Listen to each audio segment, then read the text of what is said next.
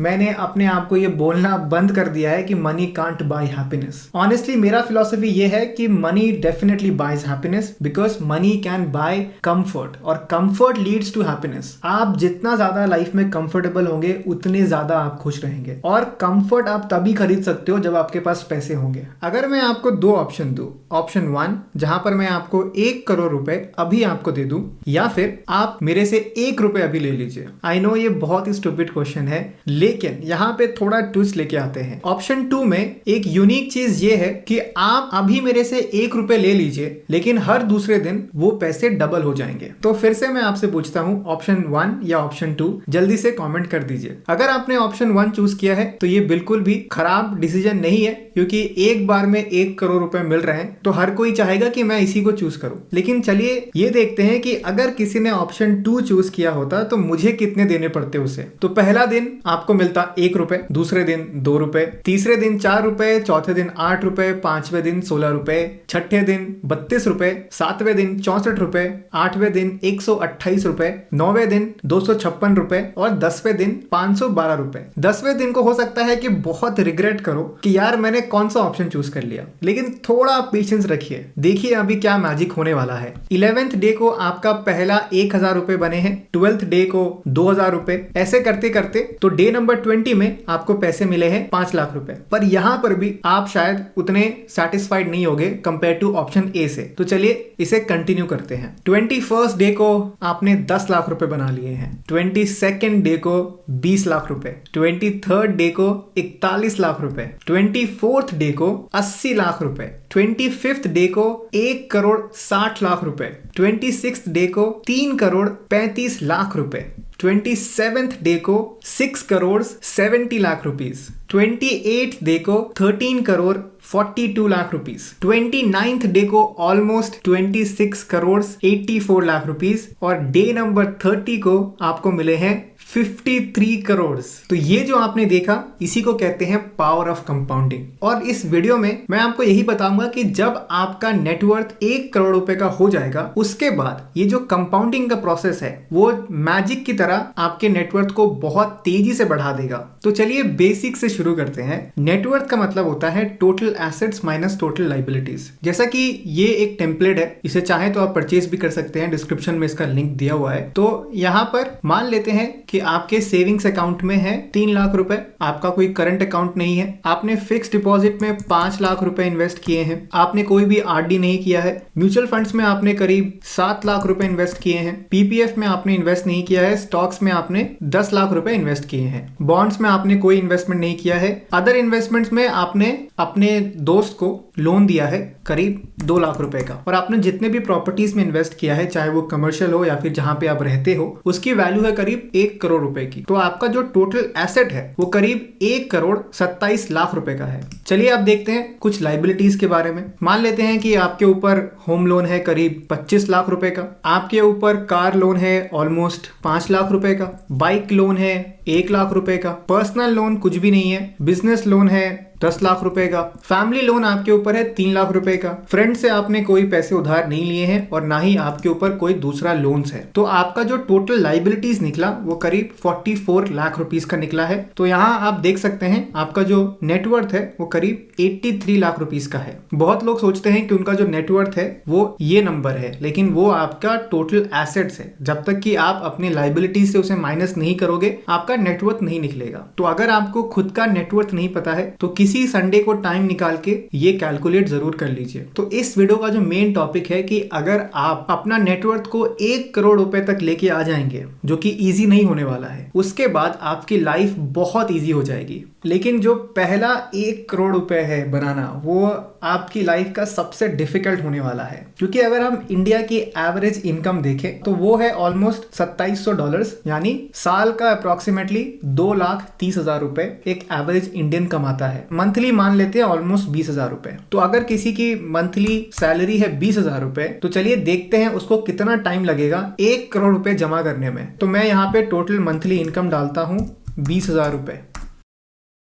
तो आप देख सकते हैं वो अप्रोक्सीमेटली महीने का 3,000 रुपए सेव कर सकता है, क्योंकि बाकी सारे पैसे उसके खर्च हो जाएंगे। तो अगर 3,000 रुपए वो मंथली सेव कर रहा है, यानी साल का 36,000 रुपए, तो चलिए कैलकुलेट करते हैं कितना टाइम लगेगा इस व्यक्ति को 1 करोड़ रुपए बचाने में। तो पहले यहाँ पे 1 करोड़ रुपए का नंबर डालते हैं, उसे डिवाइड करते हैं 36,000 रुपीज से। तो आप देख सकते हैं, तो इस व्यक्ति को जो महीने का 20,000 रुपए कमा रहा है, अगर वो इस पैसे में से 3,000 रुपए मंथली सेव करता है तो उसे सिर्फ 277 साल लगेंगे 1 करोड़ रुपए जमा करने में। इंडिया की एवरेज आयु है ऑलमोस्ट 70 साल। तो अगर हम इस नंबर को डिवाइड करें 70 से, तो सिर्फ 4 जन्म में आप 1 करोड़ रुपए सेव कर लेंगे। पर 2 कंडीशन है। पहली कंडीशन ये है कि आपको पैदा होते ही 3,000 रुपए सेव करना है। दूसरी कंडीशन ये है कि आपको हर जन्म में 70 साल तक जीना पड़ेगा। ये 2 कंडीशन अगर आप फिल कर देते हो तो आप 4 जन्म में बहुत इजीली 1 करोड़ रुपए सेव कर लेंगे। लेकिन यहाँ पे इंटरेस्टिंग चीज ये है कि अगर आप इतना इन्वेस्ट करोगे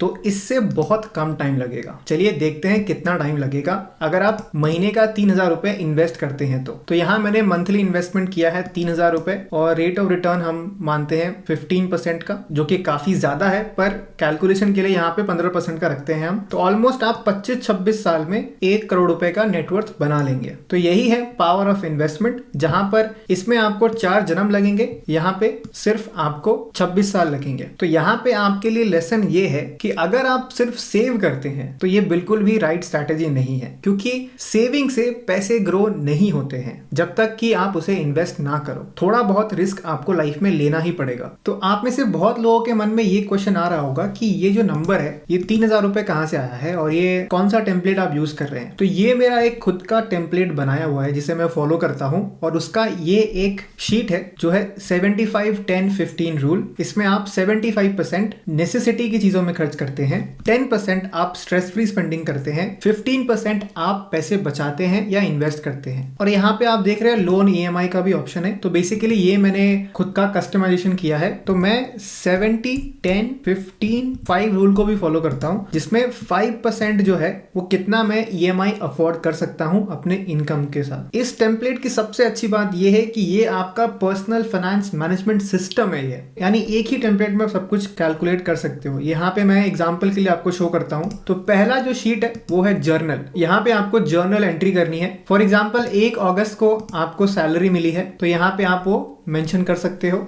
सैलरी रेवेन्यू 20,000 रुपए, सैलरी फ्रॉम जॉब। उसके बाद आप एक एक करके अपना एक्सपेंसेस यहाँ पे ट्रैक कर सकते हैं। तो 2 तारीख को आपने अपना फोन बिल पे किया था 300 रुपए का। तो जैसे ही आपने यहाँ पे एंट्री किया तो आपको ऑटोमेटिकली यहाँ पे आपका नेट इनकम एंड एक्सपेंस पूरे साल का आ जाएगा कि आपने 2024 में कितना पैसे बनाए हैं और कितना खर्च किए हैं, और आपका नेट इनकम क्या है ये भी आप देख सकते हैं। और इसी के साथ साथ आप अपना रिपोर्ट्स भी चेक कर सकते हैं, जैसे यहाँ पे आपकी कितनी सैलरी इनकम आई है मंथ वाइज, वो भी आप यहाँ पे ट्रैक कर सकते हो, और आपने कितना खर्च किया है। तो यहाँ पे मैंने एग्जांपल के लिए मैं लेता हूँ फोन बिल जो हमने अभी जर्नल एंट्री में दिया था। तो देखिए 300 रुपए अगस्त में आ गए हैं। और साथ ही साथ आप स्टॉक्स को भी ट्रैक कर सकते हो, म्यूचुअल फंड्स को भी ट्रैक कर सकते हो, अपना नेटवर्थ भी ट्रैक कर सकते हैं आप। और 75-10-15 ये जो बजटिंग रूल है इसको भी आप यूज कर सकते हैं। तो ये कंप्लीट सिस्टम इस टेम्पलेट में है, जिसे आप डिस्क्रिप्शन में दिए गए लिंक से खरीद सकते हैं। ये टेम्पलेट फोन के लिए नहीं बनाया गया है, ये उनके लिए सबसे बेस्ट है जिनके पास एक लैपटॉप है और जो हफ्ते का 1 दिन निकाल सकते हैं इस एंट्री को करने के लिए, कि उन्होंने पूरे हफ्ते में कहाँ खर्च किया है, कहाँ से पैसे आए हैं, सब कुछ ट्रैक करेंगे। उसके बाद सब कुछ ऑटोमेटिकली सेटअप हो जाएगा। तो डिस्क्रिप्शन में दिए गए लिंक को जरूर चेक कीजिए, और अगर आप अफोर्ड कर सकते हैं तो डेफिनेटली इस टेम्पलेट को खरीद सकते हैं आप। बहुत ही हेल्पफुल टेम्पलेट है और इसे मैं पर्सनली यूज भी करता हूँ। तो चलिए हम थोड़ा डिटेल में देखते हैं कि एक एवरेज इंडियन के लिए 1 करोड़ रुपए का नेटवर्थ बनाना क्यों जरूरी है। तो ये देखिए, पहला साल उस व्यक्ति ने इन्वेस्ट किया 36,000 रुपीज, जिस पर उन्हें रिटर्न मिला है 5,400 रुपए का। सेकेंड ईयर में रिटर्न मिला है 17,000 रुपीज का। थर्ड ईयर में जो रिटर्न मिला है अपने टोटल इन्वेस्टमेंट पर वो है ऑलमोस्ट 35,000 रुपीज। फोर्थ ईयर में 62,000 रुपीज। तो फिफ्थ ईयर में जो रिटर्न की वैल्यू है वो है 99,000 रुपीज, यानी ऑलमोस्ट 1 लाख रुपए। 15th ईयर में ऑलमोस्ट इनकी पोर्टफोलियो की वैल्यू हो गई है 20 लाख रुपए। तो जैसा कि आप देख सकते हैं, पहला 50 लाख रुपए बनाने में एक व्यक्ति को टाइम लगा है 21 साल। फिर देखते हैं तो नेक्स्ट 50 लाख के लिए सिर्फ टाइम लगा है 5 साल, और उसके बाद नेक्स्ट 50 लाख रुपीस बनाने के लिए सिर्फ टाइम लगा है 2 साल। तो इसीलिए एक सिग्निफिकेंट कैपिटल हो जाने के बाद आपके पैसे बहुत तेजी से कंपाउंड होते हैं। तो आप जितना जल्दी ये नंबर को अचीव करेंगे उतना आप पावर ऑफ कंपाउंडिंग को यूज कर पाएंगे। लेकिन ऑब्वियस सा क्वेश्चन ये है कि क्या ये प्रोसेस इजी होने वाला है? तो मेरा आंसर है बिल्कुल भी नहीं, क्योंकि आप जैसा देख सकते हैं कंपाउंडिंग के टेबल में कि पहला कुछ साल बहुत डिफिकल्ट है, यानी ये आपके लाइफ का सबसे हार्डेस्ट टाइम होने वाला है, क्योंकि यहाँ पे आपको सेविंग्स करनी पड़ेगी, इन्वेस्टमेंट्स करनी पड़ेंगी, आपको अपना एक्टिव इनकम बढ़ाना पड़ेगा।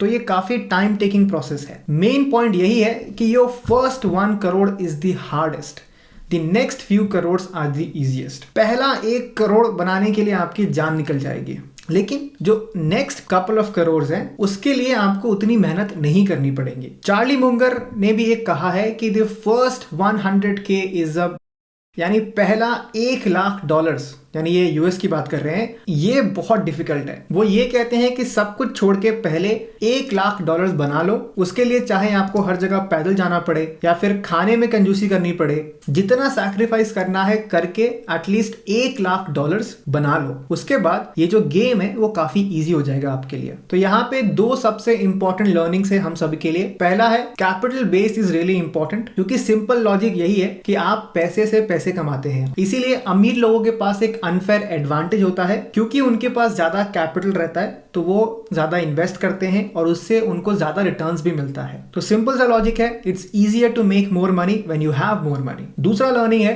कंपाउंडिंग वर्क्स, यानी कंपाउंडिंग बिल्कुल काम करता है। कंपाउंडिंग के प्रोसेस पे भरोसा रखिए और यही 2 की लर्निंग्स को अपने ब्रेन में फीड कीजिए, और आज से इन्हीं 2 पॉइंट्स पर आपको काम करना है। तो आपका सिंपल सा रोड मैप यही है कि अगर आप इस सिचुएशन में हैं अभी, तो कम से कम टाइम में यहां तक पहुंचिए। तो यही है आपका रोड मैप। जितना कम टाइम आप लेंगे उतना आपके लिए बेटर है। सबसे कड़वा सच यही है कि 99% लोग इस नंबर तक पहुंच नहीं सकते, क्योंकि 1 करोड़ के नेटवर्थ को बनाने के लिए आपको इनिशियली काफी हार्डवर्क करना पड़ेगा अपने जॉब में या फिर अपने बिजनेस में। कैपिटल बेस को बड़ा करने में एटलीस्ट आपको 10 से 15 साल लगेंगे और उसमें आपके खुद के पैसे लगेंगे। इसीलिए ये प्रोसेस बहुत डिफिकल्ट होने वाला है, क्योंकि इसमें 2 मेजर स्ट्रैटेजी है। पहला है कि जितना हो सके उतना पैसे बचाइए, और दूसरा है अपने एक्टिव इनकम को बढ़ाइए। पैसे बचाने का सिंपल लॉजिक है, जो आप अफोर्ड कर सकते हो उससे भी एक लेवल कम की चीजें खरीदिए, और साथ ही साथ पूरा जान लगाइए कि आप अपने एक्टिव इनकम को कैसे बढ़ा सकते हैं। तो अब क्वेश्चन ये आता है कि मैं क्या कर रहा हूं। सबसे पहली चीज, मैं अपने सारे फाइनेंसेस को ट्रैक करता हूं,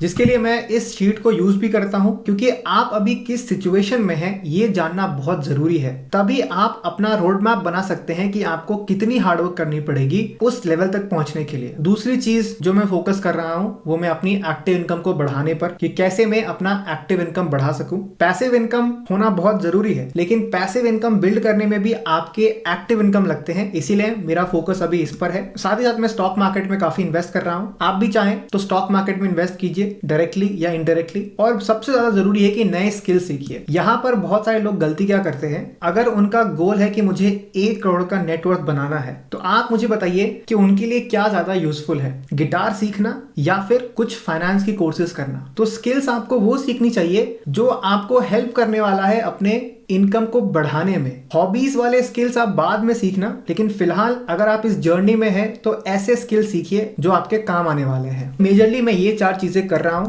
और मैं कौन कौन सी चीजें नहीं करता हूं। सबसे पहली चीज, मैंने अपने आप को ये बोलना बंद कर दिया है कि money can't buy happiness. Honestly मेरा फिलॉसफी ये है कि money definitely buys happiness, because money can buy comfort, और कंफर्ट लीड्स टू हैप्पीनेस। आप जितना ज्यादा लाइफ में कंफर्टेबल होंगे उतने ज्यादा आप खुश रहेंगे, और कंफर्ट आप तभी खरीद सकते हो जब आपके पास पैसे होंगे। तो चाहे आप इंस्टाग्राम पे कितनी भी रील्स देख लें या फिर कितने भी पॉडकास्ट देख लें जहां पर लोग कहते हैं कि मनी कांट बाय हैप्पीनेस, तो वो मैं आपके ऊपर छोड़ देता हूं कि आपको ये फिलॉसफी अपने अंदर लानी है या नहीं लानी है। लेकिन मैं पर्सनली ये बिलीव करता हूं कि money can definitely buy happiness. दूसरी चीज, मैं कोई भी क्विक रिच स्ट्रैटेजीज को फॉलो नहीं करता हूं। तीसरी चीज जो मैंने रिसेंटली अपने अंदर लाई है वो है, जो भी लाइफ में लेस मोटिवेटेड है उनके साथ मैं उतना हैंग आउट नहीं करता हूं। आई नो ये थोड़ा हार्श लग रहा होगा आपको, लेकिन जब तक आप इंस्पायरिंग लोगों के साथ नहीं बैठेंगे, उनके साथ नहीं हैंग आउट करेंगे तो आपको पता नहीं चलेगा कि लोग किस लेवल तक हार्ड वर्क कर रहे हैं। तो ये 3 चीजें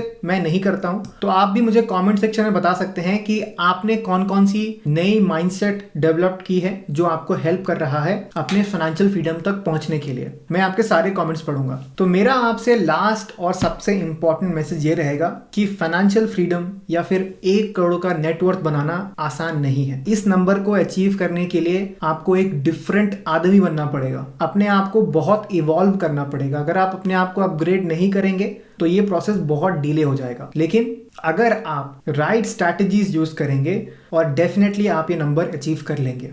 तो आज के वीडियो के लिए इतना ही। मुझे कमेंट सेक्शन में जरूर बताइए कि आपको ये वीडियो कैसा लगा है और आपका फिलहाल नेटवर्थ क्या है और आपका क्या गोल है, ये भी आप मुझे कमेंट सेक्शन में जरूर बताइए। इससे बाकी लोग जो आपके कमेंट्स पढ़ेंगे वो भी मोटिवेट होंगे और कमेंट्स में डिस्कशन जरूर कीजिए एक दूसरे के साथ। तो मिलते हैं नेक्स्ट वीडियो में। तब तक के लिए अपना ध्यान रखें और अपने आप पे बिलीव रखिए कि आप ये नंबर को अचीव कर सकते हैं।